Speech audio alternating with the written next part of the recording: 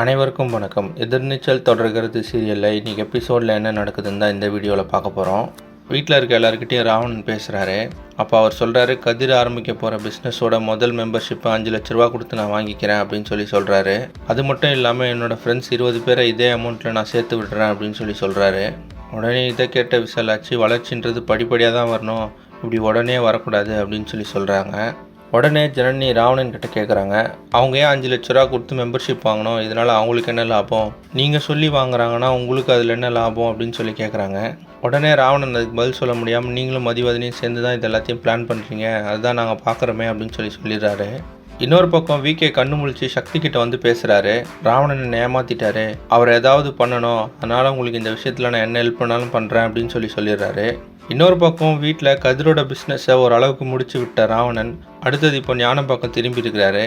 ஞானம் பேருக்கு வரப்போகிற நிலத்தில் வேறு ஏதாவது ஒரு பிஸ்னஸ் பண்ணலாம், நான் ஒரு ஐடியா சொல்கிறேன் அப்படின்னு ஆரம்பிக்கிறாரு. இப்போ ராவணன் கதிருக்கு கிளப்பு மாதிரி ஞானத்துக்கு என்ன வச்சுருக்காருன்னு நீங்கள் நினைக்கிறீங்கன்னு கமெண்ட்ஸில் சொல்லுங்கள்.